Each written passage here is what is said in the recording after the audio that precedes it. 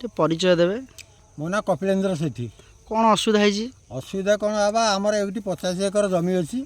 High level केनालटा आमर ऊपर मुंडे जाकि सुधा ये जो काला नालटी आसला काला नालटी संपूर्ण भाव में अचल हो जाए भांग किसी ना जहाँफल पानी टोपे आसीपार ना और काला नाल न आसा पानी टोपे न पाइबा दृष्टि ये धान गुरा आर ढोकी पार ना सब फाटीगला ए सुधा धान भी मरीगला किसी आल कि आम ये गुटा मुझे जन भाग चाषी मोर अल्प बिल कि ये गोटा सब भाग मुझे से भाग करने भितर मुझे बर्तमान 9 गुण काट देवी बिल वाला को जी पैसा खर्च कर 8-10 हजार कि 50,000 टका मुझे खर्च कर काढ़ा नालटी केते वर्ष होला थिला केते वर्ष होला बंद हेजी चकबंदी हेबा दिन काढ़ा नालटी थिला बंद हेजी के दिन बंद प्राय 2 वर्ष भीतर काढ़ा नालटी टोटाल 2-3 वर्ष भीतर टोटाली नष्ट हो जाए। अच्छा ये जो बंद हो जाए नहीं आप